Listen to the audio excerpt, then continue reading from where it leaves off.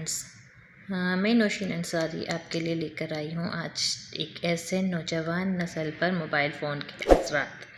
मैं आपके साथ ये ऐसे शेयर करूँ इससे पहले प्लीज़ आप मेरे चैनल को लाइक, शेयर एंड सब्सक्राइब कर दें।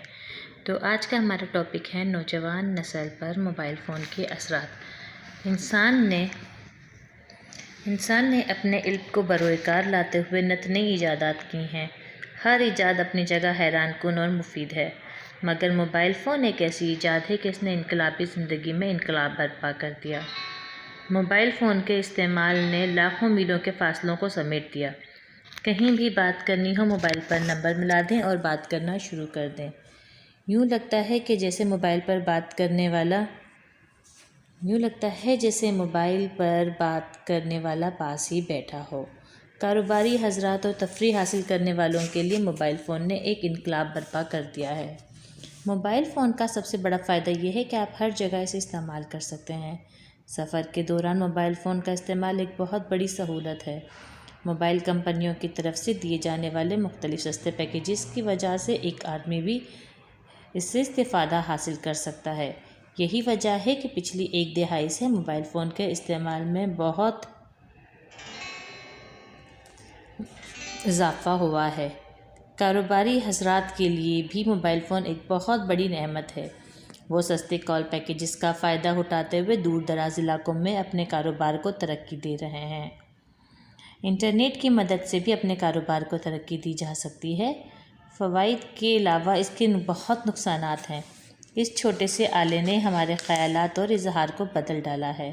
मोबाइल फ़ोन के बेजा इस्तेमाल से वक्त के साथ आवाम का पैसा भी ज़ाया हो रहा है। मोबाइल फ़ोन की मदद से नौजवान नस्ल की तालीम की तरफ रुझान कम हो रहा है। वो तलबा जिनको तालीमी मैदान में एक दूसरे से आगे निकलने के लिए सख्त मेहनत करनी चाहिए थी, आजकल पबजी में मसरूफ़ नज़र आते हैं। जिसको देखो मोबाइल पर नज़रें जमाए बैठा है। बाज़ बच्चे मोबाइल फ़ोन पर गेम्स खेलने में ही अपना वक्त ज़ाया कर देते हैं। मोबाइल फ़ोन की स्क्रीन से वो ख़तरनाक शुआएँ निकलती हैं जो आँखों के लिए इंतहाई नुकसानदेह हो सकती हैं।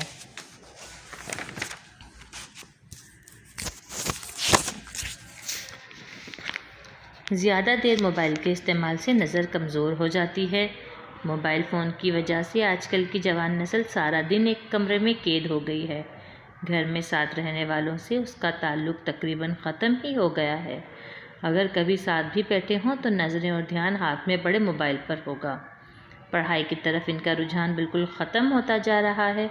सारा वक्त पबजी, टिकटॉक और इन जैसी दूसरी ऐप्स के साथ लगे रहते हैं। सुबह उठते के साथ सबसे पहले मोबाइल फ़ोन चेक करना, खाते वक्त मोबाइल के साथ लगे रहना। समाजी राब्ते इतने कमज़ोर हो गए हैं कि नौजवान नस्ल बुज़ुर्गों, बच्चों, दोस्तों और घर के अफराद के साथ वक्त गुजारने के बजाय मोबाइल के साथ वक्त गुजारने को तरजीह देती है। लड़के फ़ेसबुक पर लड़की के नाम से आईडीज़ बनाकर गलत एक्टिविटी में मसरूफ़ नज़र आते हैं।